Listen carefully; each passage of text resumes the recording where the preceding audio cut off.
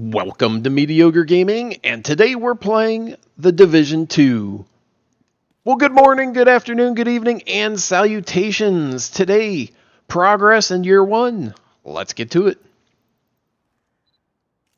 The open beta is now available, and there are going to be some changes, and you're going to notice some changes. If you wanted to look at the patch notes, you can check out the link below. I'll go over most of the major stuff, plus some of the stuff for year 1. Alright, so in the beta, from beta 1 or the private beta to the open beta, you might be thinking, I'm not really interested in trying it because I already tried it once. Well, there are some changes. So they raised the level cap from 7 to 8. The Chem Launcher skill is now available, and Viewpoint Museum mission will be available, so one extra mission on top of what was already available. Skirmish will also include Capital Ruins. And of course, the progression from the private beta was wiped out, and you'll have to start over from scratch in the open beta, and everything will be start from scratch once the game is released in March. One of the biggest changes, and the changes that I thought needed to happen in a previous video, signature weapon ammo is going to be increased. So that drop rate is going to go up. So you're going to see more signature weapon ammo as you're playing. So trying out the 3 specializations, you'll be able to actually play around with it and see what they're all capable of doing. Now, if you noticed, a lot or all of the weapon mods in the game had a plus and a minus, and it would be like plus 15% critical hit chance and minus 15% damage, weapon damage. So there was a case that said, why use any mods at all? Because you're gaining as much as you're losing, so as long as you're happy with the recoil, etc., then why would you even put a mod on there? So they changed that so that the bonuses are generally bigger than the drawbacks. So there is a case for using mods on weapons. Speaking of recoil and accuracy has been tweaked on several weapons, and the RPM of semi-automatic weapons has been reduced overall. Going with weapons shooting and killing wildlife does not proc talents anymore. There were a lot of changes made to enemies, armor and health. A lot of times they decreased their armor but might have increased their damage, or decreased armor and damage. And RPGs no longer cause bleed, and direct hits from enemy RPGs no longer do double damage. So that's good. So getting one-shotted probably won't happen with RPGs anymore. Also, spamming. Enemies would spam those kill bots like every couple seconds, and they've reduced the number or increased the time in between each one. So you're not just being overwhelmed by those suicide bombers. You actually have a little bit of time in between to actually make some choices as to what you're going to do. So there's a lot of changes to enemy attacks. You can check out all of those, but I just pointed out some of the big ones right there in the patch notes. One of the funnier things is that the rushers don't curse as much while they're rushing you. So as interesting as that might have been, they toned it down some.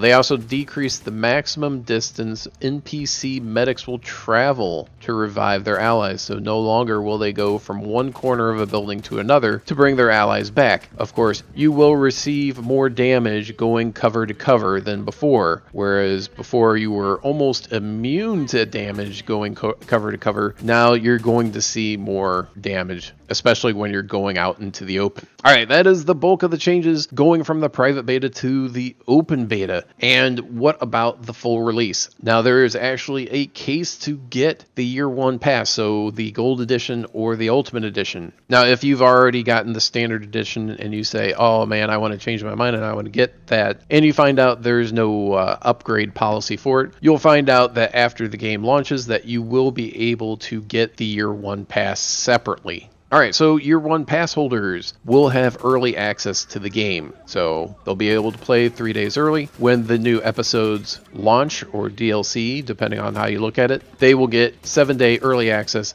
to the narrative. So any new items, I presume, will not be available until it is available for all. There will be 3 new specializations that will drop throughout year 1. So in addition to the 3 at launch, once you unlock at level 30, there will be 3 additional ones, and I can only assume they will coincide with each episode.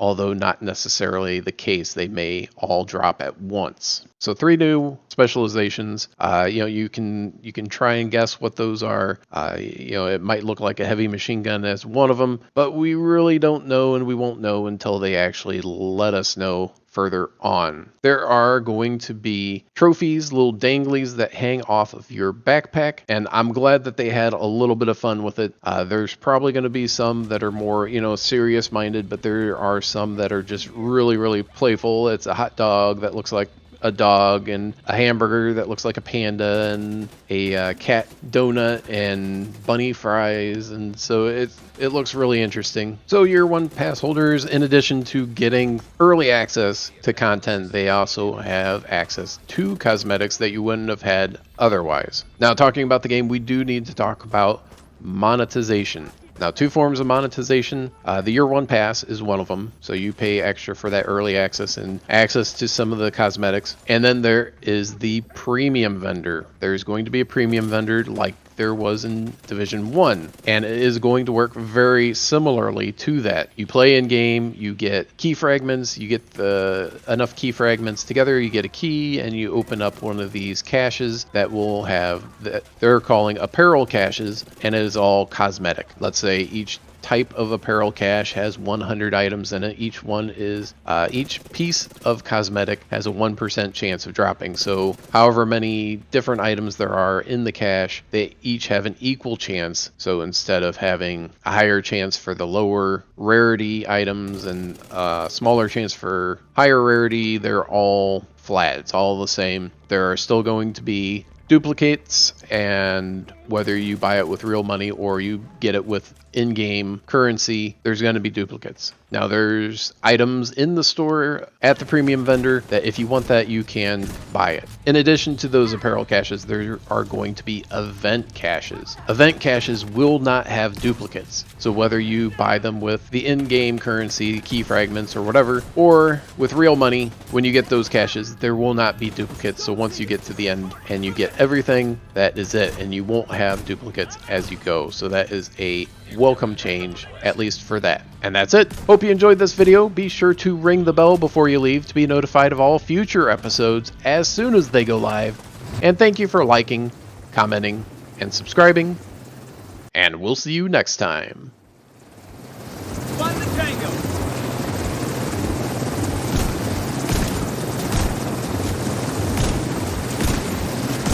Attacking target. On target practice. That's a kill. One more match. Here we go. Let's see how they like this. Take him out.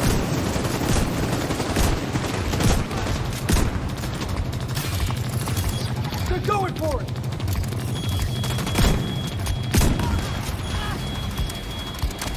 Ammo out. Shoot him, damn it. Sending them out. Not dead yet. Man down.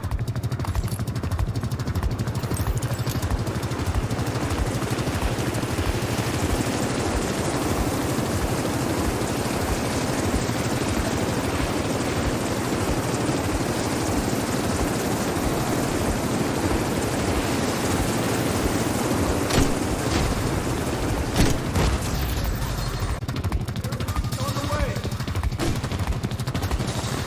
Are they flanking us?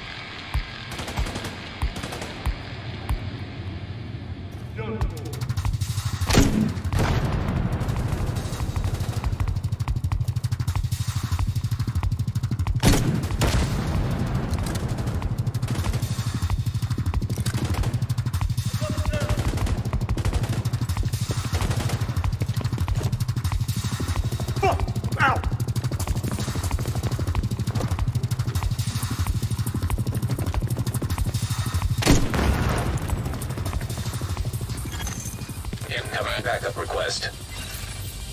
We'll have to check the logs to see if they accessed any sensitive data. But I think we're okay. Good work in there.